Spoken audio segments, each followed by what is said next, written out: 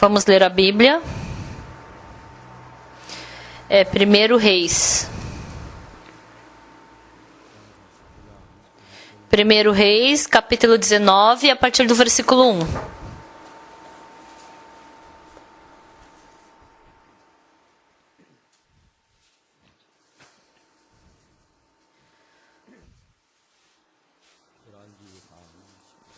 Primeiro Reis, capítulo 19, a partir do versículo 1. Acabe fez saber a Jezabel tudo quanto Elias havia feito e como matara todos os profetas à espada.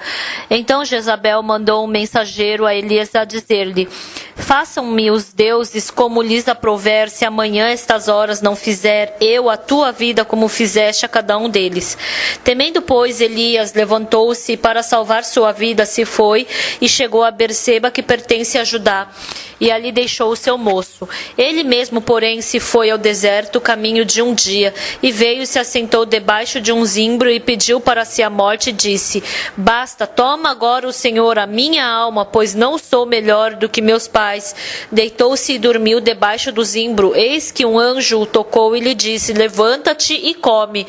Olhou ele e viu junto à cabeceira um pão cozido como sobre pedras em brasa e uma botija de água. Comeu, bebeu e tornou a dormir. Voltou segunda vez o anjo do Senhor, tocou e lhe disse: levanta-te e come, porque o caminho te será sobremodo longo. Levantou-se, pois, e comeu, e com a força daquela comida caminhou 40 dias e 40 noites até Horebe, o monte de Deus. Nós lemos até o versículo 7. Oi, pessoal. Pela graça, eu fui para Camboja, fui para Myanmar e nós realizamos o acampamento mundial lá e foi muito emocionante. Eu já falei, eu acho isso uma vez para vocês. Um dia, quando eu comecei a pastorear, eu queria ser famoso, eu queria ser um pastor conceituado. Se as outras pessoas vissem, eu queria que elas pensassem: o nosso pastor é um grande pastor. Realmente o nosso pastor, ele é muito poderoso, ele é muito bom, né? Eu queria me tornar nesse tipo de pastor. Uma vez eu fui fazer uma visita na casa de uma pessoa e a vovó falou para a neta dela: vem cá, nenê, canta aqui a música de pastor pro pastor. Ela estava cantando a música pro pastor e como foi muito graciosa, eu decorei, né, música de pastor. A igreja que eu frequento, o meu pastor é um pastor brilhante, brilhantinho. Ele é muito poderoso e grande pastor, muito brilhante e brilhantinho. Lá, lá, lá, lá, lá, lá, lá, lá, lá, lá, lá. É bem respeitoso e um grande pastor brilhante e brilhantinho. Aquela criança estava cantando a música de pastor para mim. Eu pensei: nossa, eu não sou aquele pastor que ela está cantando. E antes, realmente eu pregando esse precioso evangelho, recebendo respeito de muitas pessoas, eu pensava muito em querer me tornar nesse pastor brilhante, grande e respeitoso. Então, começando a ministrar, querendo me tornar num pastor grande e respeitoso, eu não estava conseguindo ministrar. Por exemplo, eu me encontrei com com o presidente do Paraguai e eu tive 40 minutos para poder conversar com ele.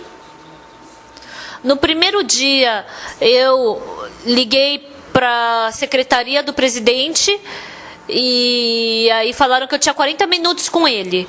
E eu passei a noite em claro pensando: como é que eu vou pregar o evangelho para ele por 40 minutos, né? E eu vou junto com o coral. Só para nos cumprimentar vai demorar 5 minutos. E segundo, O coral vai cantar umas 2 canções, então vai demorar uns mais de 10, vai demorar uns 20 minutos, né? Vai demorar, então vou perder todo esse tempo. Então eu vou ter 25 minutos para mim. Como é que eu vou conseguir pregar o evangelho em 25 minutos? Então, com 25 minutos, se a outra pessoa começar a falar, o que eu faço nesse momento? Naquele momento, de repente, eu tinha que me encontrar com o presidente e eu vi que eu não estava preparado para isso. Então, eu tirei todas as coisas que ele poderia falar, né? Então, eu falei pro coral, né? Vocês não falem nada, eu vou falar tudo.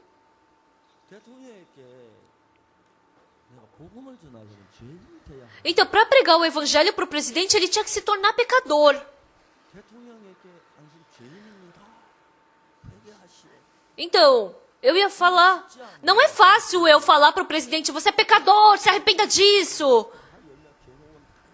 Porque do lado do presidente tinha o secretário, depois do outro lado tinha um monte de gente ao redor dele. Mas, para pregar o evangelho, como é que eu posso pregar o evangelho sem ele se tornar pecador, embora ele fosse presidente? O motivo de eu não poder me tornar um pastor respeitoso e grande, tem aquelas coisas que os irmãos querem escutar. E tem aquelas coisas que são proveitosas para a vida espiritual. As pessoas, mais do que escutar coisas proveitosas para a vida espiritual, elas querem escutar coisas que agradam o seu coração. Se por acaso eu me tornar um pastor respeitoso, um grande pastor, então se eu disser verdadeiramente sobre a vida espiritual, as pessoas não gostam. Se eu entrar na vida espiritual, as pessoas começam a ter fardo, a dificuldade. Então, até entrar na vida espiritual, as pessoas não gostam. As pessoas gostam. Mas nessa fase, elas têm muitas dificuldades. Ai, por que esse pastor é tão exigente? Ficam reclamando. Ah, por que o pastor me odeia? Por que o pastor não gosta de mim? Mas depois que entra na fé, é que pode agradecer. Antes disso, tem muitas brigas. Por isso para me tornar um grande pastor, para me tornar um pastor respeitoso, para me tornar um grande pastor, independente de receber salvação ou não, pessoal, todos vocês receberam salvação. Então todo mundo vai gostar, né? Fora alguns.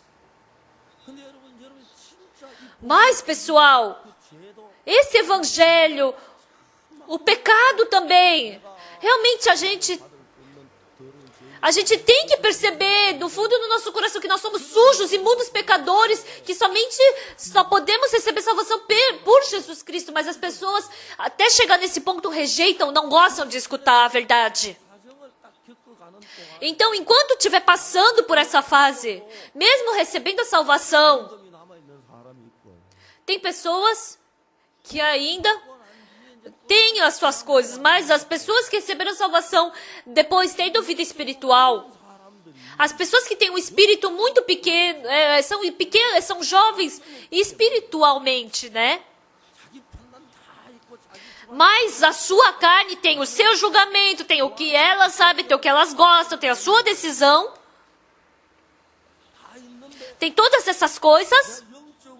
Mas espiritualmente, aquela parte que me ajuda na vida espiritual, isso é muito difícil para aquela pessoa aceitar.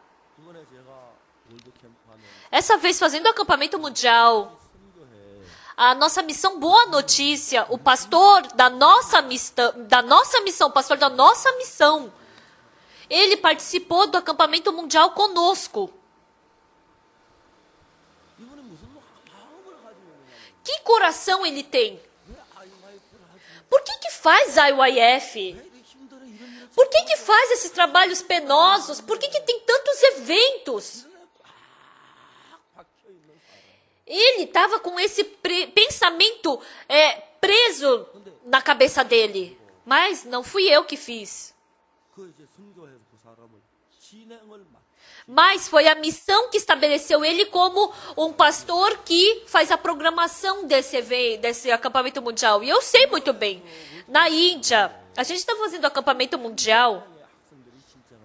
Então, 1.800 pessoas se inscreveram e pagaram a taxa. Então, a gente ia fazer o acampamento mundial em Nova Delhi.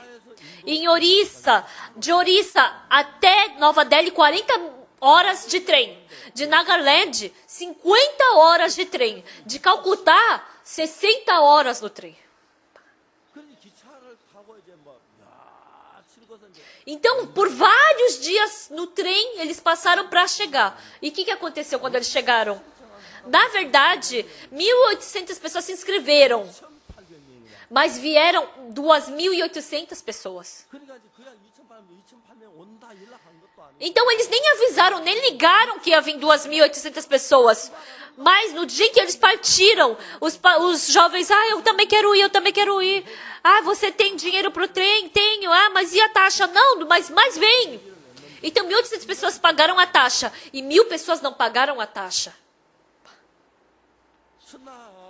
No primeiro dia, eu tinha acabado de chegar e os pastores que estavam responsáveis, pela organização estavam conversando comigo. E apareceu essa situação.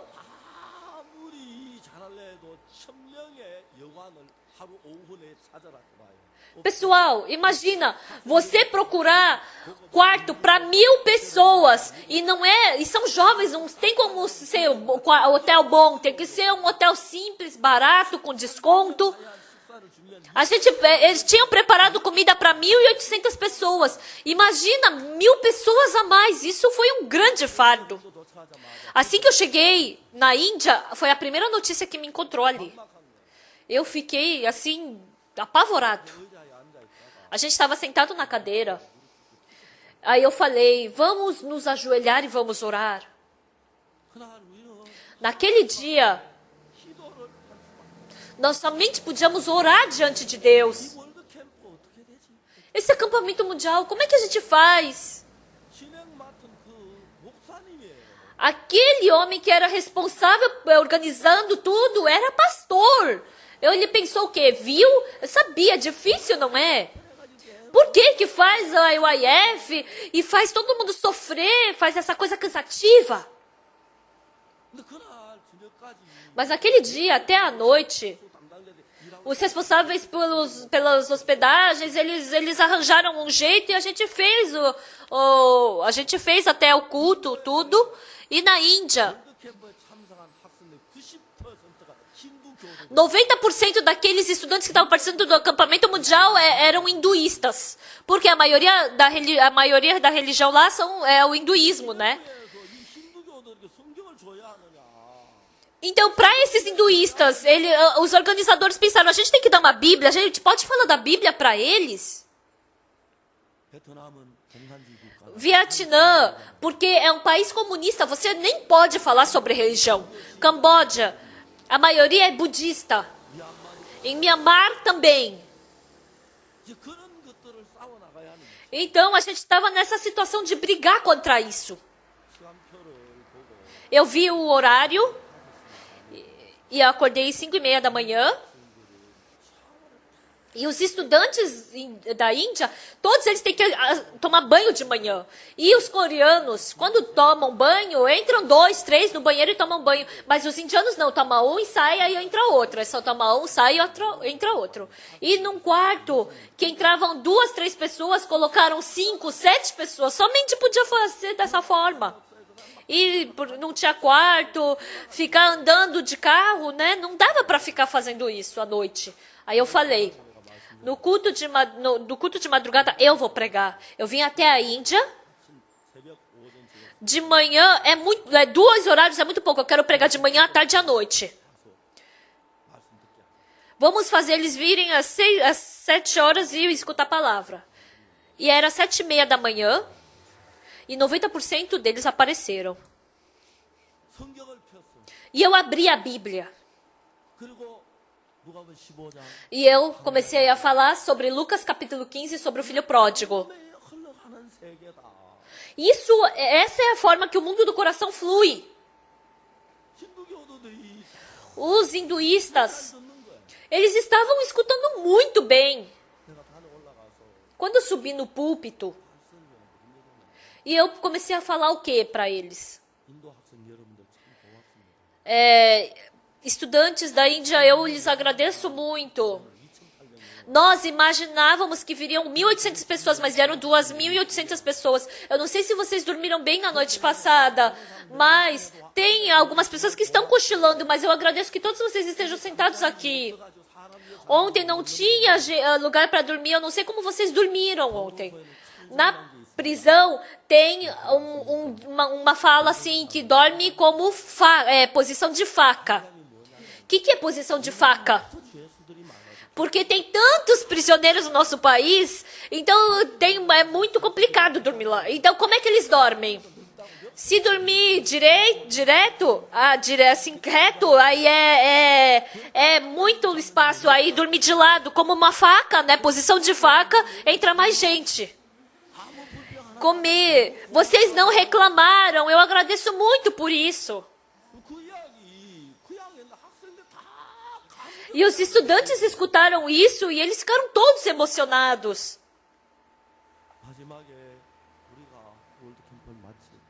Aí quando a gente estava acabando o acampamento mundial, dentre 3.000 estudantes, eu falei, quem quer viver a vida inteira pelo Evangelho?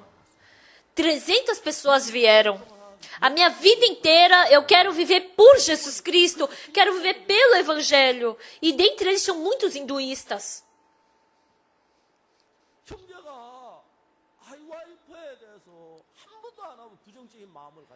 Um irmão, ele era tão pessimista. Mas depois que viu o IYF, viu os estudantes sendo transformados, o coração dele ficou quente. Ele foi para o Vietnã. No Vietnã, não pode falar de jeito nenhum sobre religião. Quando eles têm que permitir. E antes de você fazer o evento, vem o secretário da cultura e fala, vai, apresenta assim, vai, faz assim. E assim como eu escrever a palestra, eu tenho que falar exatamente o que foi escrito, o que ele viu. Eu não posso falar sobre Deus, não posso falar sobre Bíblia. E fazendo a palestra sobre a mente,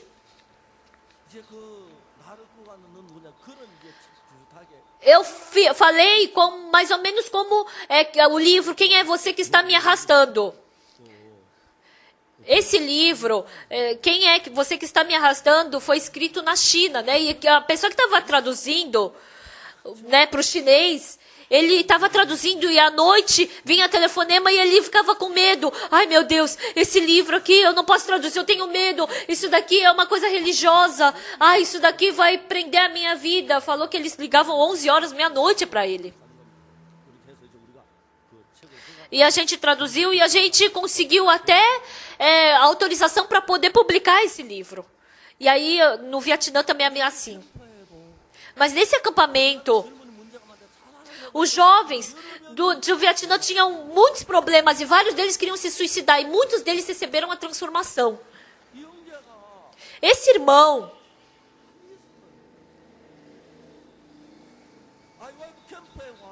ele estava quieto, mas ele veio no acampamento mundial e ele viu os estudantes mudando. A partir desde segunda-feira eu comecei a fazer o acampamento mundial no Camboja. Então, tem um secretário que tem um filho.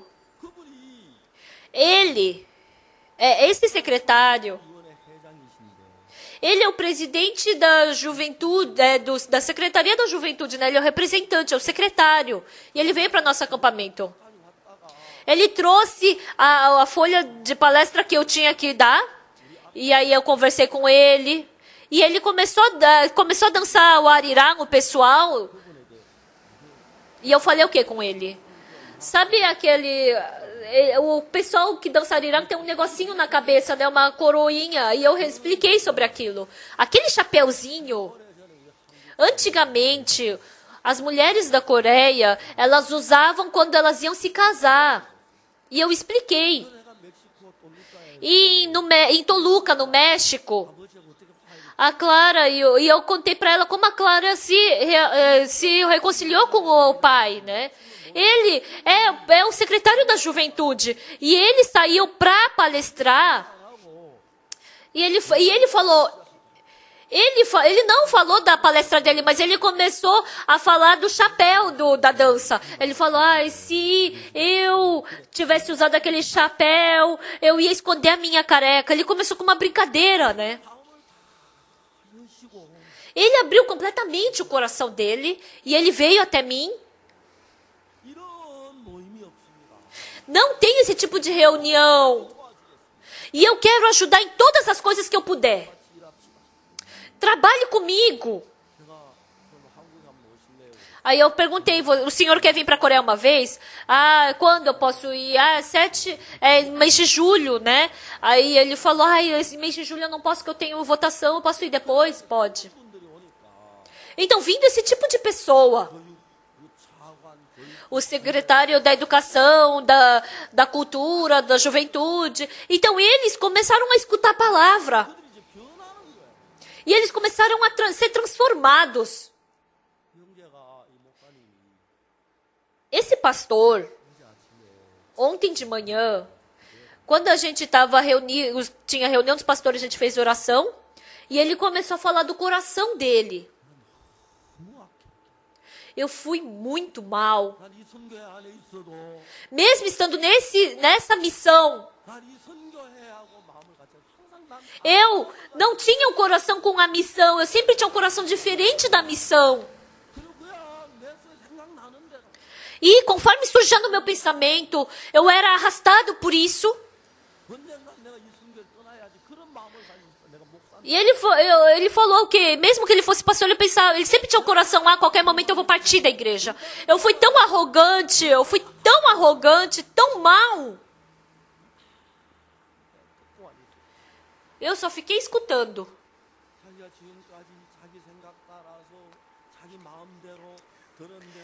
Então, como ele pensava, como ele enxergava, como ele julgava, como... A palavra de Deus, ou a condução de Deus, ele não ligava para nada disso. Se fosse bom para ele, ele gostava. Se ele fosse ruim para ele, ele não gostava. Se ele achava que ele fazia bem, então ele fazia bem. Se ele achava que fazia mal, então era fazer mal. Então ele vivia dessa forma. E esse pastor, vindo dessa vez para acampamento mundial pela primeira vez, na Índia, Vietnã, Camboja, Myanmar, nesses 4 países, mais de 10 mil estudantes escutando a palavra e ele vendo a transformação deles dentro do coração dele. Nossa, estando dentro dessa missão, eu não sabia disso. É verdade, pessoal. Hoje a irmã veio e testemunhou. Deve ser assim. A gente pode viver desse jeito. As pessoas podem pensar, Deus deve ter trabalhado, é verdade. E assim, cada um segue o seu próprio caminho, o seu próprio pensamento, o seu pensamento correto. Pessoal, sabe o motivo de eu não poder me tornar um grande pastor? Os Estados Unidos é um país muito bom, mas tem um motivo da igreja dos Estados Unidos ter fracassado. Eles respeitam muito o ser humano. Então, a vontade do ser humano se tornou mais alta do que a vontade de Deus. Por isso, a igreja está se corrompendo e assim foi estabelecida a vontade do homem. Pessoal, vivendo a vida espiritual, eu falo aquilo que nenhuma outra igreja do mundo fala. Jogue fora o seu pensamento. Negue a sua pessoa. Quebre o seu coração. Em 1962, até o mês de maio, eu não sou nada, mas eu me achava bom. Eu pensava que eu era inteligente. Eu pensava que eu era bonzinho.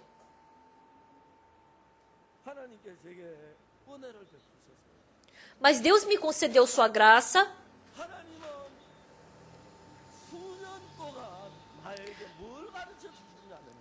Por muitos anos Deus me ensinou o quê? Não o você que você enxerga, mas a sua pessoa que eu enxergo. Ele me ensinou isso.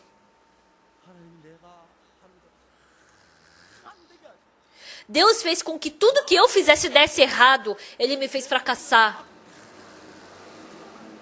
Ele fez aparecer toda a maldade do meu coração.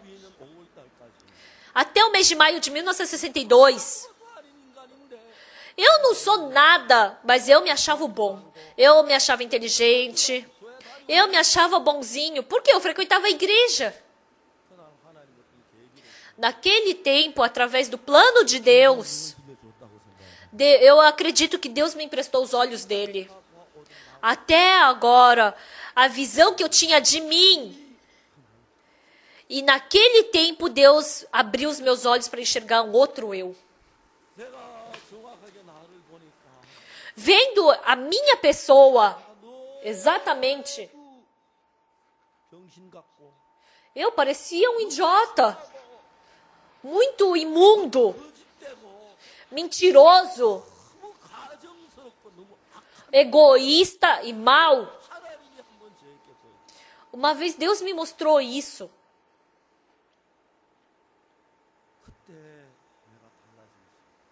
Naquele tempo eu comecei a mudar.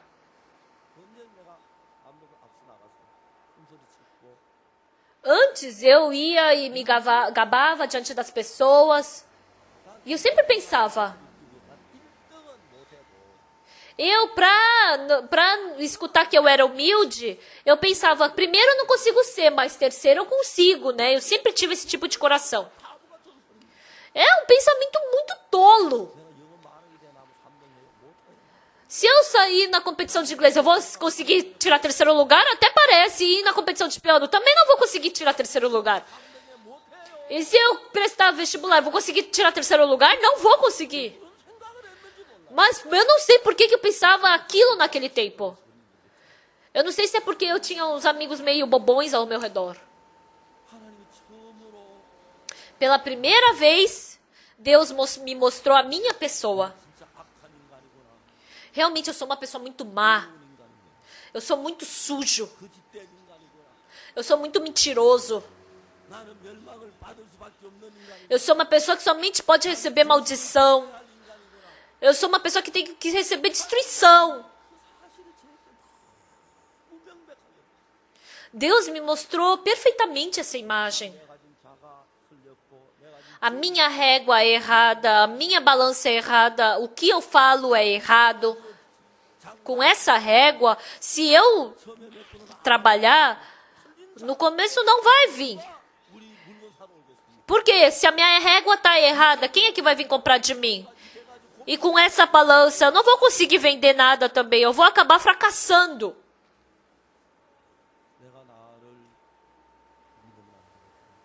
Eu não posso acreditar em mim. Esse pensamento segurou fortemente o meu coração. E isso trocou grandemente a minha vida. Quando eu fico diante da palavra de Deus, o meu pensamento e a palavra de Deus sempre brigam. Mas sabe o que é triste nas pessoas? As pessoas sabem muito bem de outras coisas, mas não se conhecem. Hoje de manhã, as pessoas que estão aqui, independente de quem seja,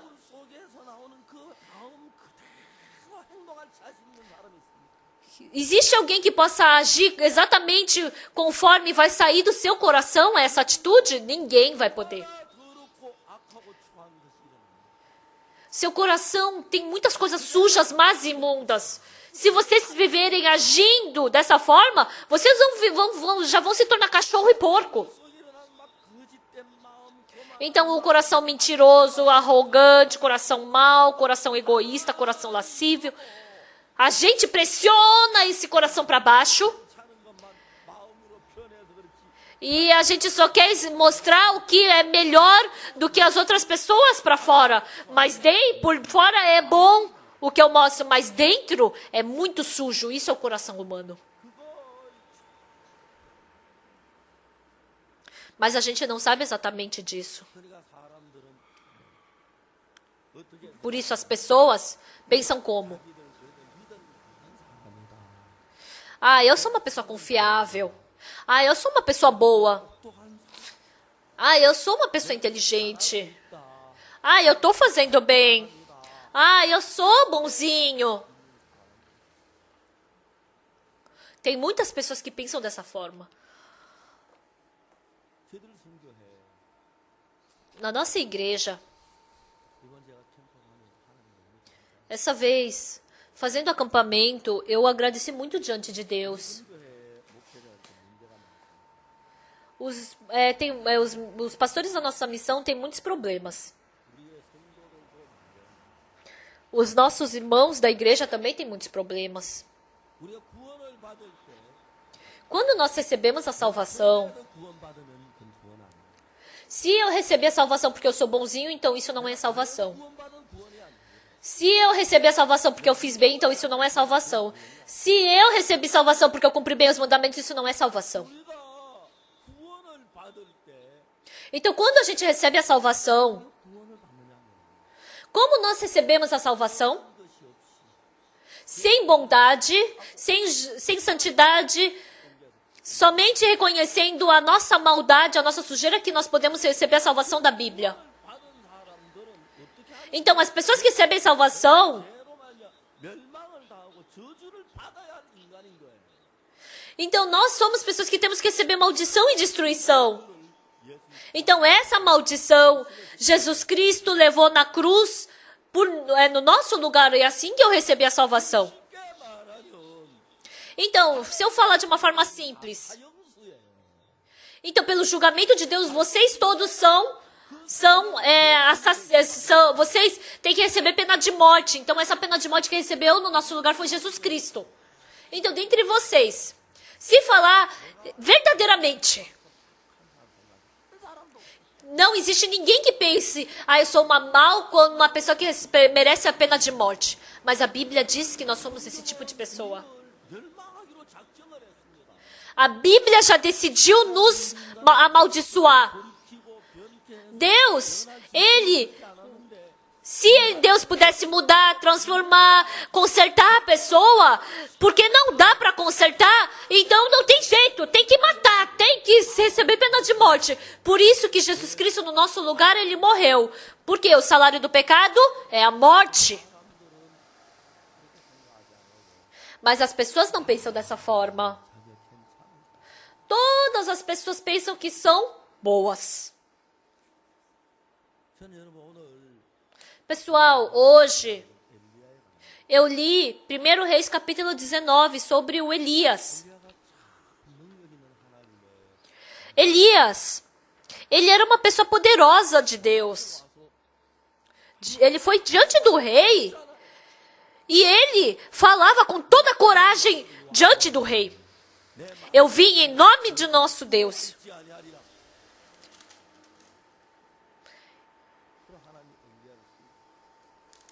E assim Deus, ele escondeu Elias.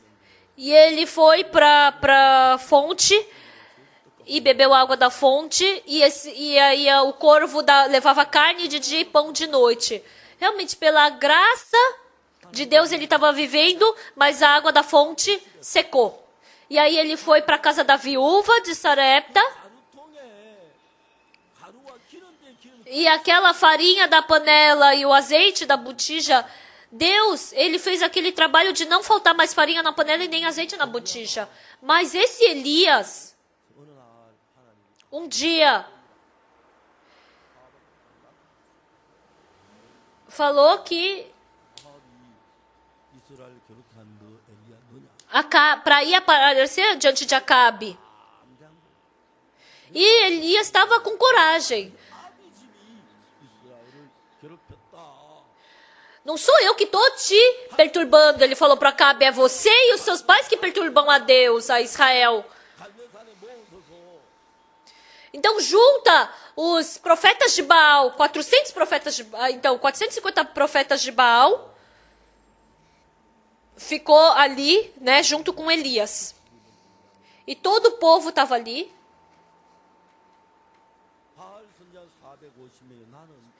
Então eram 450, né? Ele falou, são 450 do Baal, mas eu sou sozinho. Então vamos fazer uma aposta. Você pega e mata um novilho e coloca ali. E você ora para o seu Deus. Então, se o seu Deus fazer cair fogo do céu, esse é o verdadeiro Deus. Então o povo falou, que bom, vamos fazer isso. Aí Elias falou, como vocês estão em maior número, façam você primeiros. Aí os 450 profetas de Baal, eles caíram na dificuldade de repente. Eles fizeram um monte, colocaram uma oferta e ficaram orando. Baal nos responda, Baal nos responda. E era de dia, mesmo chegando de tarde, não tinha nenhum Deus que estava respondendo. E aí o Elias, ele colocou 12 pedras, né, por causa das 12 tribos de Israel, colocou e falou, coloca 3 baldes de água e coloca de novo, né? Ele ele molhou tudo com água. E Elias orou diante de Deus.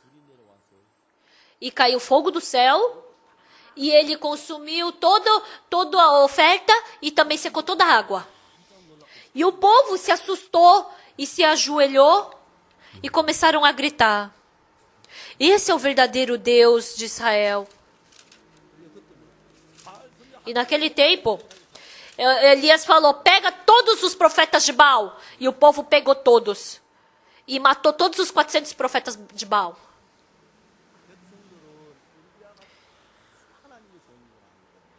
O povo sabia que Elias era o verdadeiro servo de Deus. Ele sabia que Elias era o verdadeiro profeta de Deus.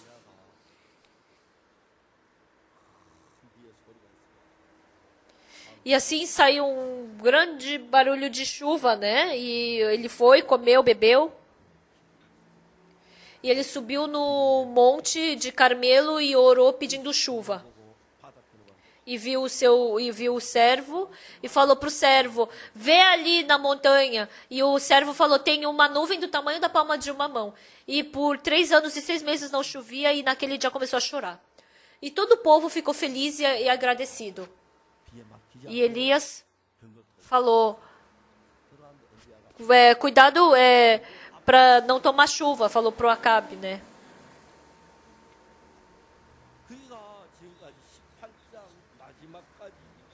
Isso até o fim do capítulo 18 foi essa história. E no capítulo 19, Acabe fez saber a Jezabel tudo quanto Elias havia feito. E ele explicou cuidadosamente tudo. Como que ele ofertou, como Elias orou, caiu fogo do céu, e ele matou 450 profetas de Baal. E o Acabe, ele era um rei de coração muito fraco.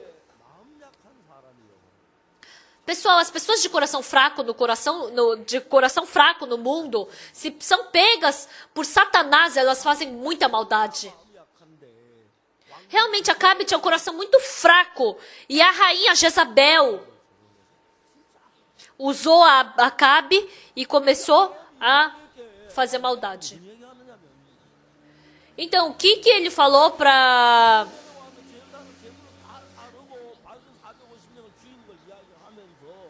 Então, ele falando sobre 450 profetas de Baal que morreram no coração de Acabe a Jezabel, essa rainha, quando eu vi,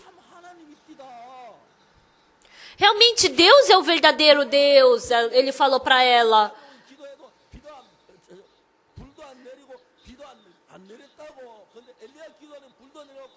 Então o Baal, os profetas de Baal oraram e não veio nem fogo do céu e nem chuva, mas o profeta Elias orou e caiu fogo do céu e também veio chuva do céu.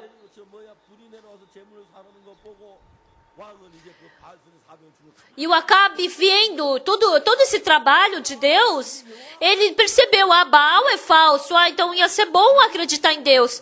Então o coração de Acabe estava seguindo esse caminho, mas porque o coração dele era fraco, ele começou a conversar com a Jezabel. Por que Acabe falou? Então o Jezabel podia falar, rei, é verdade? Então não vamos mais servir a Baal. Não é certo, não é certo que nós sirvamos a Deus? Então, Acabe estava esperando que saísse essa palavra da boca de Jezabel. Mas essa mulher era muito má. O que é que você está falando? Mandou uma pessoa para Elias. Está escrito aqui, né? Versículo 2. Então Jezabel mandou um mensageiro a Elias a dizer-lhe: façam-me os deuses como lhes aprouver, se amanhã a estas horas não fizer eu a tua vida como fizeste a cada um deles. Olhem aqui, pessoal.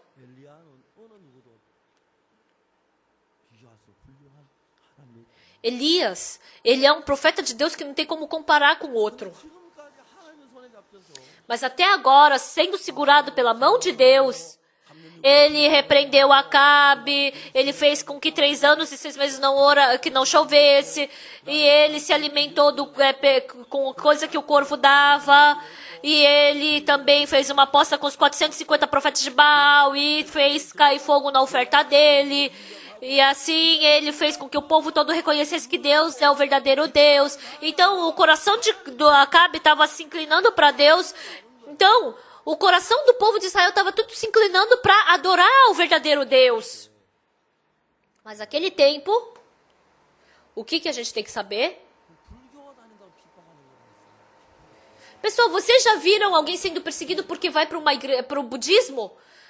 Para uma igreja católica? Não persegue ninguém porque frequentam a igreja. Mas na história da igreja, onde houve verdadeiro evangelho, sempre houve perseguição.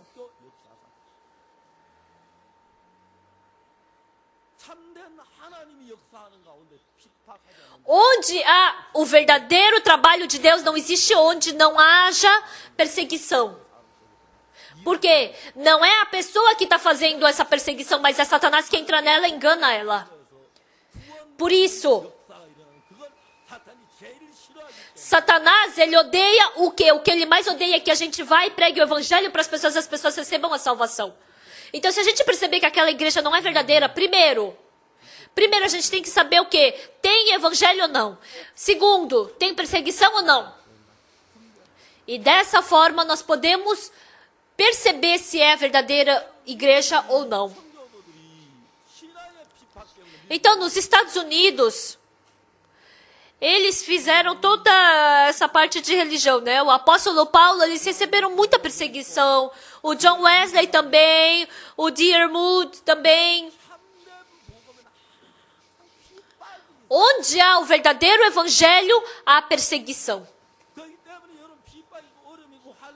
Por isso, porque há perseguição e há dificuldade,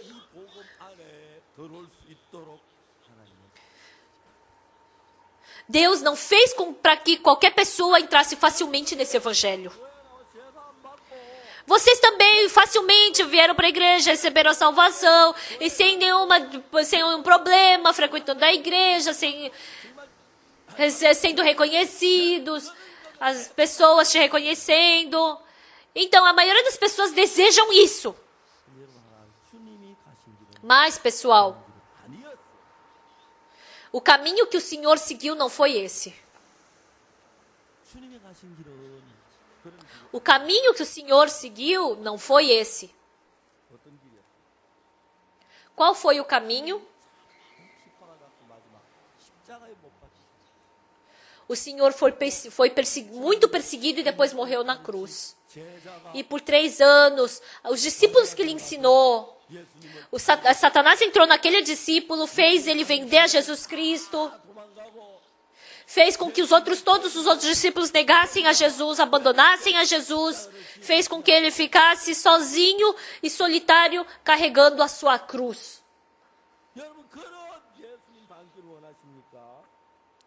Pessoal, vocês querem receber esse Jesus Cristo? Não querem. Muitas pessoas, porque receberam a salvação, falando coisas boas, sendo reconhecido pelas outras pessoas.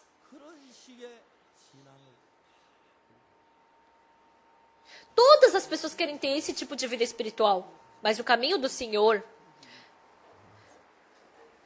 Mas nós temos que seguir o mesmo caminho que o Senhor seguiu. Por isso, onde não há perseguição... Sabe qual a característica dessas igrejas que não tem perseguição? Na hora, o evangelho morre. É incrível. Acaba acontecendo isso. Vem perseguição.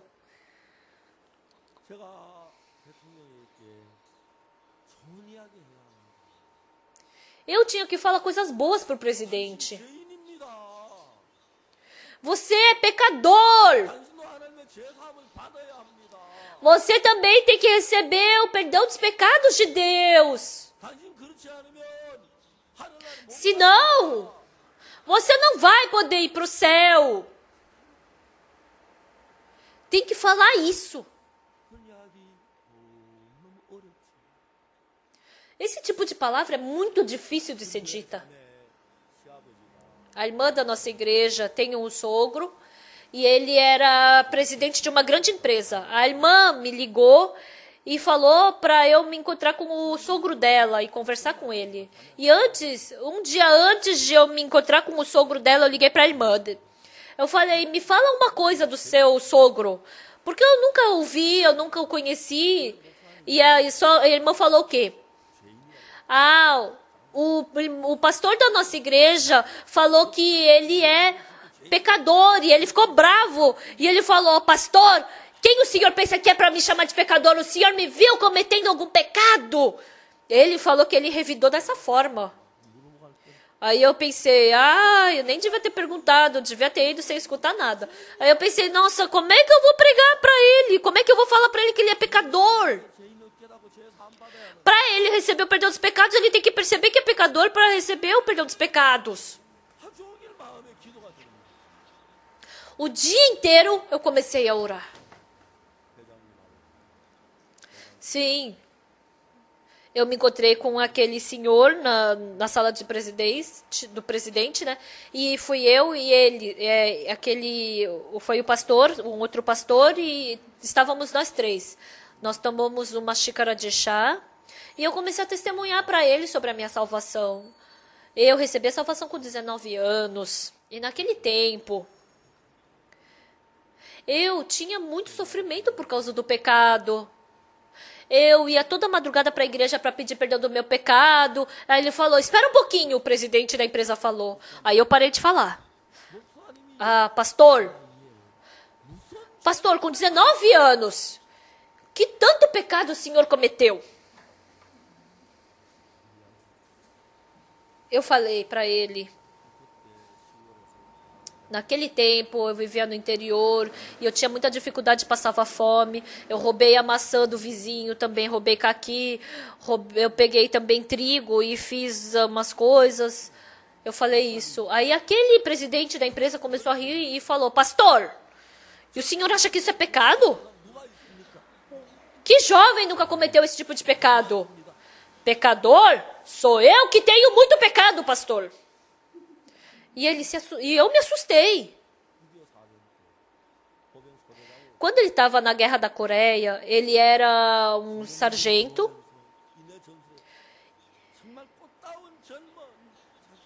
E aqueles soldados que estavam na flor da idade, Quando ele via aqueles soldados morrendo, né, derramando sangue, ele chorava. Nossa, se eu pudesse ter feito um plano melhor, uma estratégia melhor, menos pessoas poderiam morrer, né? Então ele tinha muito sofrimento por causa disso. Porque Deus começou a conduzir o coração dele, que ele pôde perceber, eu não pude, não é eu falando, você é pecador, né? E aí ele reconheceu que ele era pecador.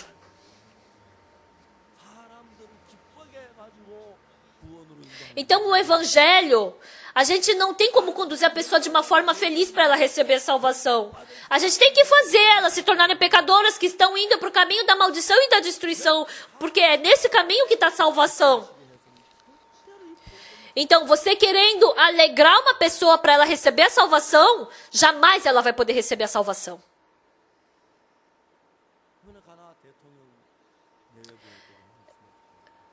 Essa vez eu falei para a primeira dama também do presidente de Gana, né? Eu falei para o presidente, o senhor conduz Gana, né? Mas o senhor também tem pecado diante de Deus. Eu falei sobre o pecado com ele. E o presidente de Gana, ele realmente era muito respeitoso. Ele falou, realmente eu tenho pecado, pastor. Ele, pela boca dele, confessou isso. Na posição de um presidente, não é fácil confessar isso.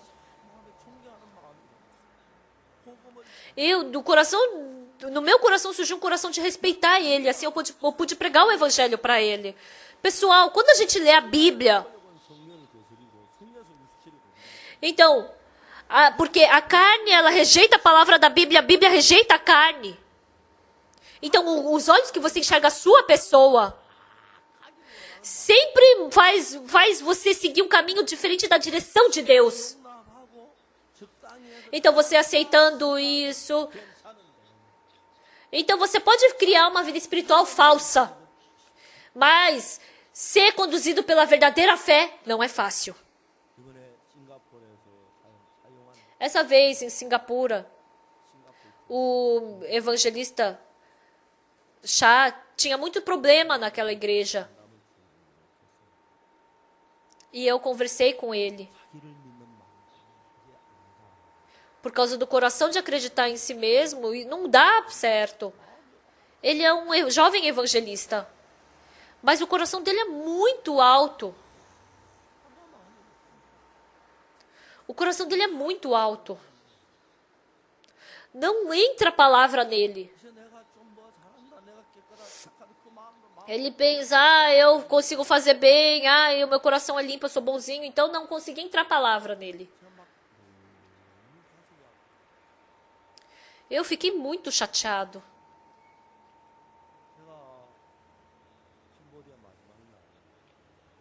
No último dia, no Camboja, eu chamei e de manhã eu conversei com ele, abrindo a Bíblia. Naquele dia de manhã, eu estava gripado e eu estava com dor no corpo inteiro. Eu não estava legal.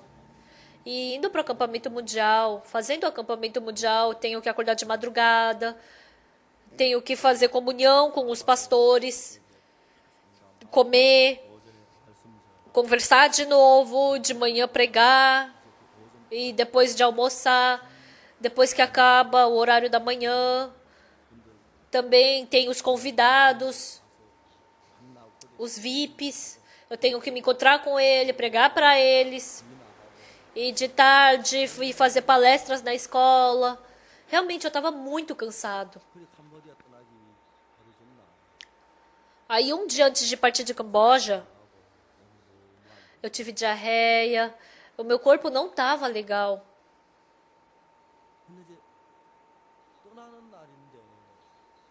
Mas era o dia de partir. E eu estava com muita dor de barriga.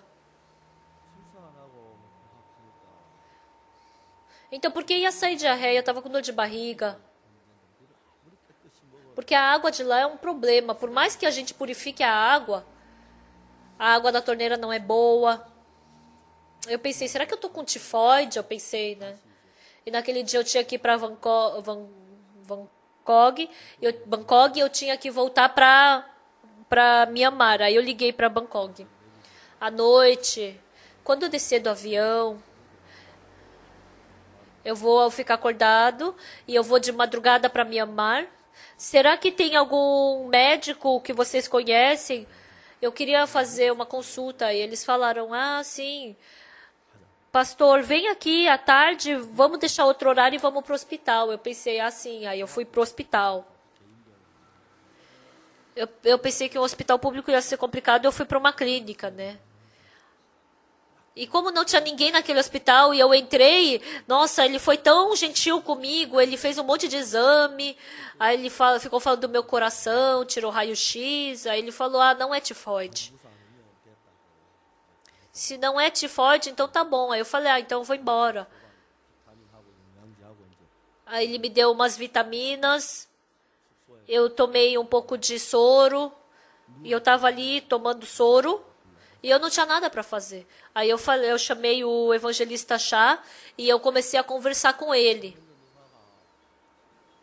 O evangelista Chá,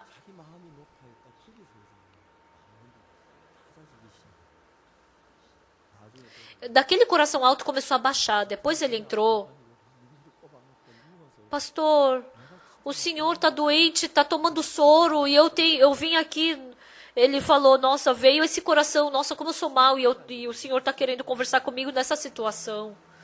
Então, de onde vem a vida espiritual? Eu não tenho como confiar em mim mesmo e em Jesus Cristo. Então, tem coisas que eu fiz bem, tem as minhas bondades, se eu continuamente estabelecer essas coisas, então não tem como ter vida espiritual.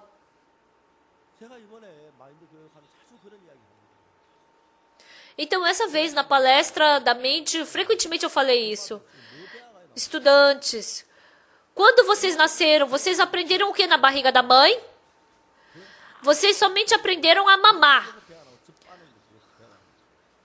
A única coisa que vocês saíram da barriga da mãe sabendo fazer é mamar. Se você não souber mamar, você vai morrer de fome. Mas a única coisa que Deus fez a gente saber desde que a gente nasce é mamar. Fora isso, não sabíamos mais de nada. Não sabia quem era mãe, não sabia quem era pai. Mas depois que vocês nasceram, vocês aprenderam a comer, a ir para o banheiro. Vocês começam a aprender essas coisas, né? Então, depois que vocês se tornaram universitários, sabe o que acontece? A maioria das pessoas, pessoal, tem muitos pais que não frequentaram a faculdade. E esses estudantes pensam, eu sou melhor que meu pai, eu estou na faculdade. Começa a surgir esse coração. Se tiver esse tipo de coração, se a estudante se ela se casar e for assim com o marido, com esse coração, ela vai desprezar o marido. E por mais que ela queira fazer bem para o marido, ela não vai conseguir fazer bem. E aí vai ter um conflito no casal. E o marido, se ele se achar o bom, ele vai desprezar a esposa e vai desprezar também a família da esposa. Se o coração ficar alto, eu me torno o melhor. Então o que acontece com essas pessoas? Começa a julgar as outras pessoas. Quem nós somos para julgar outras pessoas? Todos nós também tínhamos que receber maldição e ser destruídos diante de Deus. A gente fica julgando, a palavra de Deus é assim, é assado, porque Deus criou a árvore do conhecimento do bem e do mal. Assim se torna o coração arrogante do homem. Começa a julgar tudo. Elias era um grande servo de Deus. Mas é uma coisa que nós temos que saber aqui, é o quê? Jezabel falou o quê? Façam-me os deuses como lhe aprouver, se amanhã, estas horas, não fizer eu a tua vida como fizeste a cada um deles. Ou seja, ela quer matar ele, né? O Elias escutou isso.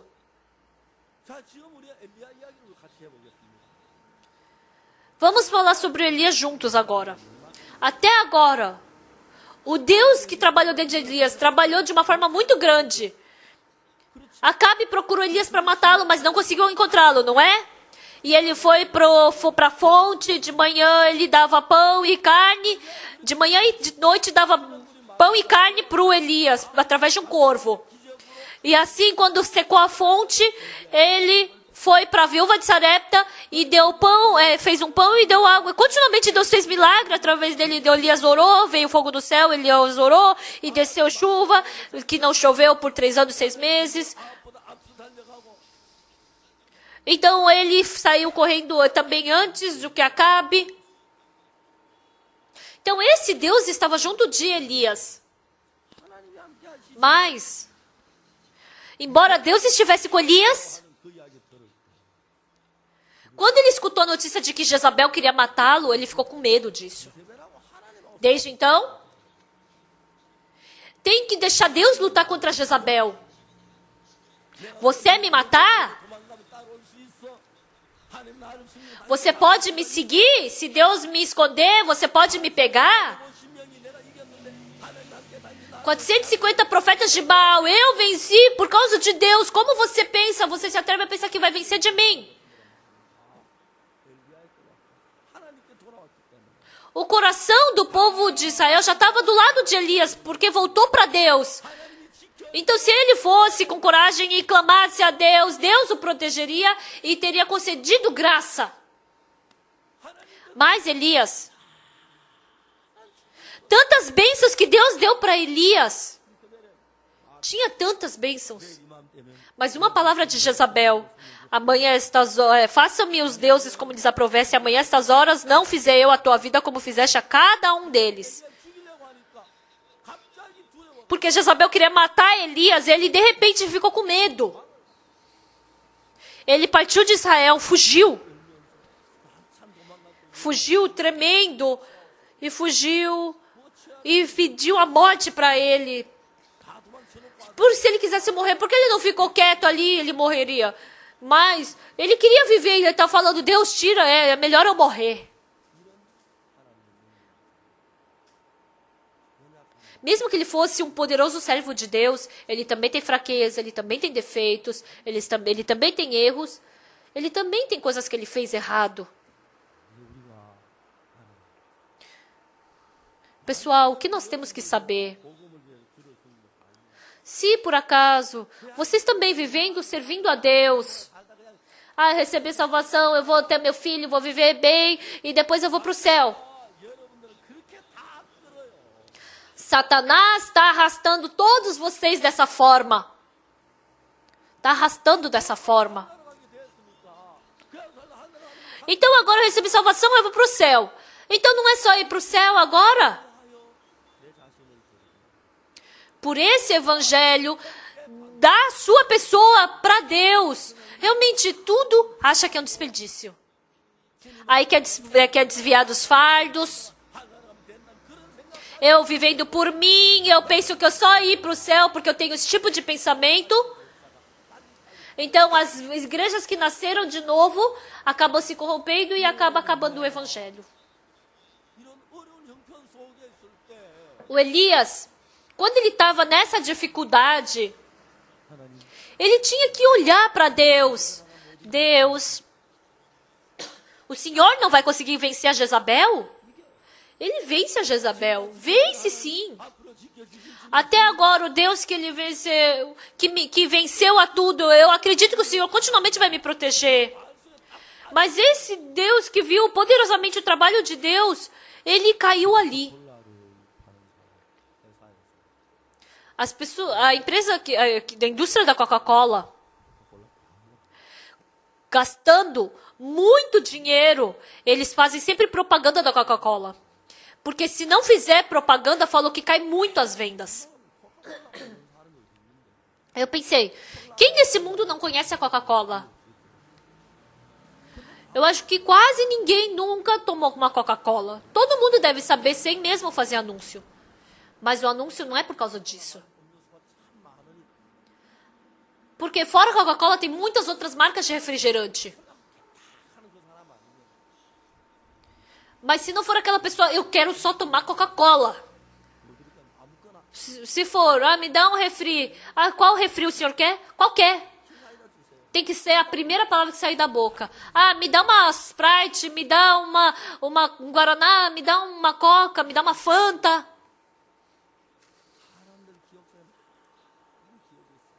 Mas tem muitas coisas que as pessoas se lembram. Tem Fanta, tem Sprite, tem Coca, tem suco. Então coloca bem em cima, no topo do pensamento, para que saia a primeira palavra Coca-Cola. Então, faz com que fica no topo do coração e sai a palavra, e faz divertido, sei lá eu como é que é a... Então, ele coloca lá em cima, né, no coração.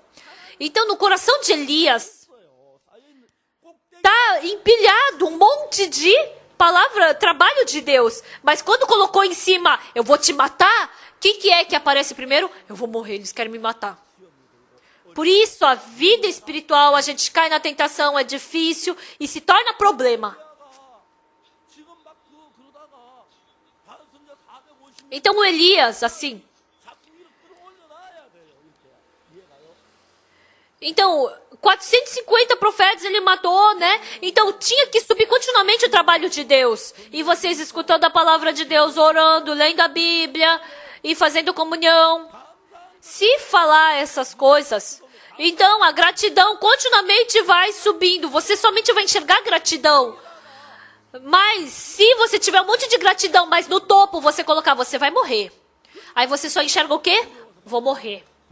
Por isso, Elias, com medo, começou a fugir. Até agora, aquele trabalho de Deus, ele não conseguiu pensar. Então, se ele conseguisse pensar no trabalho de Deus, por que se tornaria o que Jezabel falou? É a mesma coisa, pessoal. Amados irmãos, eu quero perguntar uma coisa para vocês. Vocês tiveram felicidade quando receberam salvação, não é? Mas onde está toda essa felicidade? Está mais em cima ou está bem embaixo? Respondam, pessoal. Está ali embaixo no chão, não é? E em cima, dificuldade, diversão no mundo. Porque está cheio de coisa em cima. Você não tem força para viver, você tem medo de viver. Então a palavra de Deus se torna desprezível, você não consegue ter uma boa vida espiritual, você tem muita preocupação.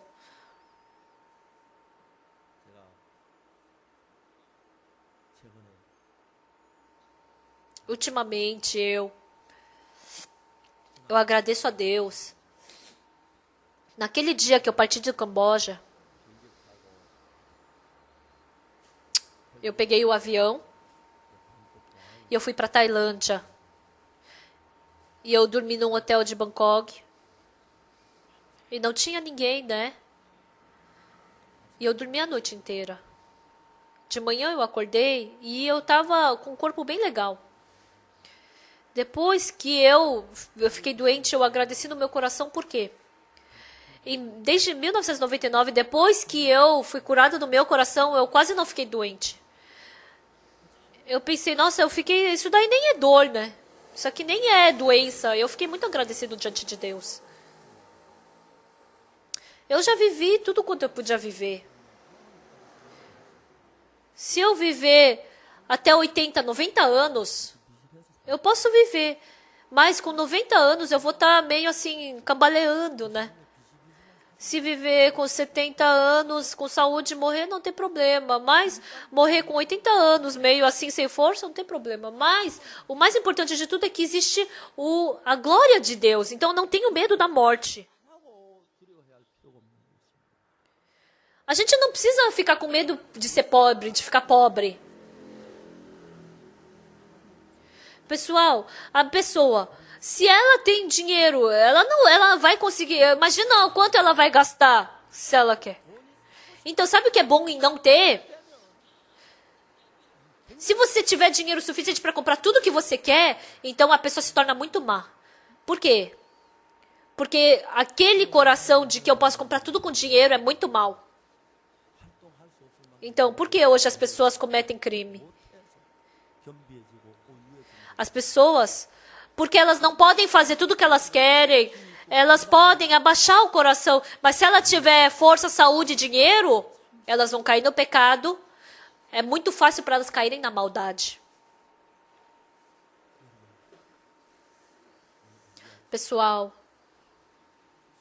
assim como Elias, nós também recebemos muitas graças.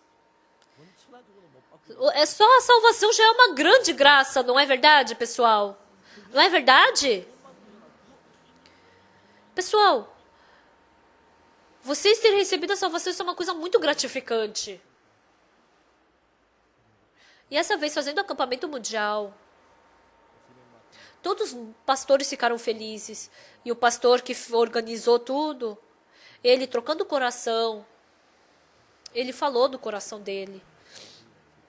Ele tinha uma terra, tinha uma irmã, ele morreu não sei quem, morreu não sei quem lá. E ele pensou, algum dia eu vou partir da igreja, né? Ele falou que tinha esse coração. E essa vez ele veio, fazendo acampamento mundial. Ele viu a transformação dos estudantes. E veio os cumprimentos do governo dos países, né? E eles se surpreenderam com a palavra. E aqueles hinduístas, os budistas, vendo aqueles estudantes, ele falou, eu não conhecia realmente a IYF, eu só escutava o que os outros diziam, tem muito evento. Ele falou que só pensava dessa forma. Pessoal, é porque vocês não sabem. Mas vejam o Antigo Testamento, todo dia tinha que fazer oferta. Isso nem é trabalho, pessoal. A gente só se diverte.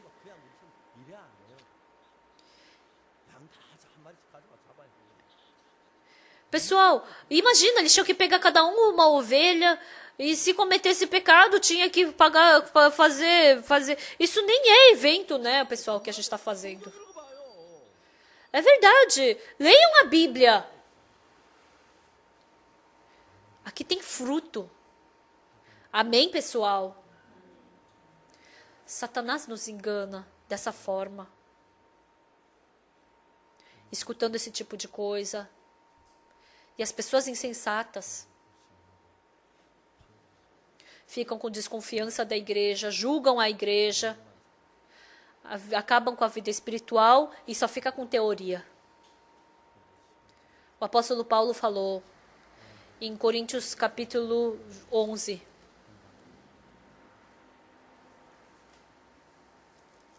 Que ele apresentou nós como virgens para Jesus Cristo, mas a serpente, ele, assim como ele enganou a Eva, ele falou para a gente ser obediente a Jesus Cristo. Vamos ver? Vamos ver 1 Coríntios capítulo 11.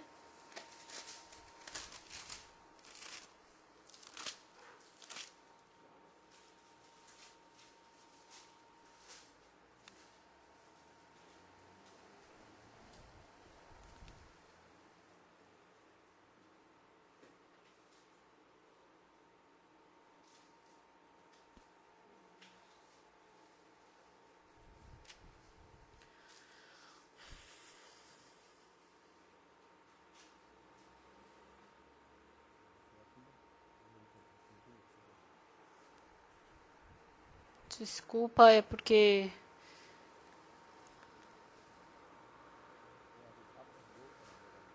eu esqueci. Hoje de manhã eu estava ocupado, eu não consegui anotar, eu marquei no iPad, eu não estou enxergando direito.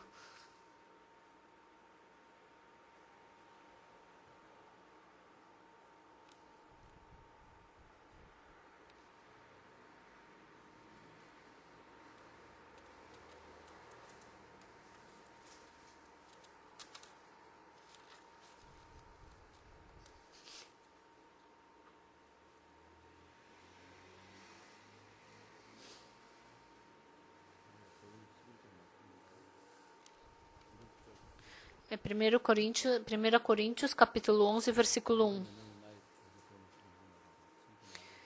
Sede imitadores, como também eu sou de Cristo. De fato, eu vos louvo, porque em tudo vos lembrais de mim e retendes as tradições, assim como vou-las entreguei. Quero, entretanto, que saibais ser Cristo o cabeça de todo homem, e o homem o cabeça da mulher, e Deus o cabeça do Cristo. Todo homem que ora... Não é aqui?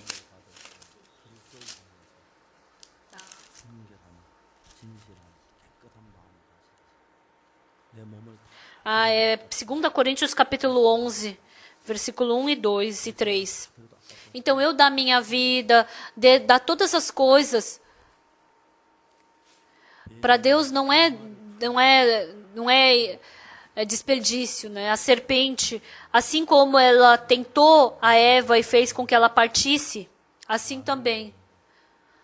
Que vamos ter Jesus como o mais precioso, o evangelho mais precioso, porque senão ele teme que o evangelho vai se corromper. Assim, antigamente, muitas pessoas se esqueceram do evangelho. E se for assim, parece que agora tem paz, mas os seus filhos vão receber maldição. Os seus parentes depois não vão poder escutar o evangelho. Esse coração precioso que Deus nos deu, nós temos que viver com ele. Mas Elias teve muitas bênçãos que Deus deu, teve muito coração precioso que Deus deu, mas depois que ele escutou que Jezabel queria matar, ele esqueceu de todas essas coisas de Deus e só sobrou que Jezabel queria matar ele, e ele caiu nessa tentação. Dessa mesma forma, também pode acontecer conosco a mesma coisa. Frequentemente, nós temos que pensar no Deus que nos salvou. Nós temos que louvar o Deus que está nos dando o evangelho nessa nossa geração. Que esse evangelho possa ficar vivo por muito tempo. Que possa passar para os nossos filhos, nossos netos, nossos bisnetos. Que possam surgir preciosos servos e que possam pregar continuamente esse evangelho. Nós temos que orar por isso. Ultimamente, os pastores da nossa igreja, com o coração de acreditar em si mesmo, seguindo o seu pensamento, 1, 2 deles, trocando o coração, não só no acampamento da Índia, mas nos acampamentos, eles trocando o coração e sendo transformados. Eu fiquei muito agradecido, não tenho nem como expressar. Os pastores somente vivendo acreditando em seu pensamento e acreditar em si mesmo, eles perceberam que isso é insensatez e eles estão se arrependendo diante de Deus. E assim como Elias, não sejam como Elias só se aprofundando num pensamento, num problema, mas olhando para Deus, vamos vencer todas as coisas, vamos servir ao Evangelho. Que vocês possam ter esse tipo de vida abençoada. Até aqui.